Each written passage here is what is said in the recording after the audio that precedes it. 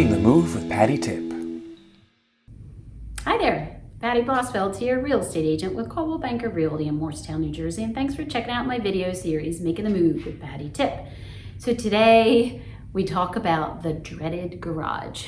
You know, if your garage looks anything like mine did, it just really became a dumping spot. Not just during the move, but over the years. I mean, I may have organized it here or there, but I still just kind of pushed things off to the perimeter so the middle was clear.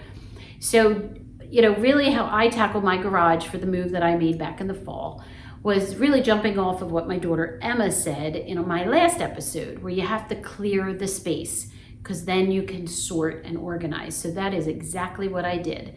Luckily, one of my sisters and a friend of mine came over one day and the three of us took everything out of the garage. I mean, absolutely everything. Put it all on the driveway.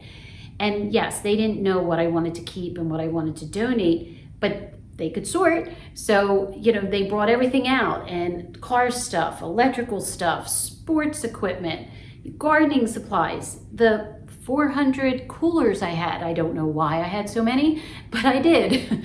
And so they just kept bringing it out, and then I could go through and then already start a big pile of things I definitely know I did not want.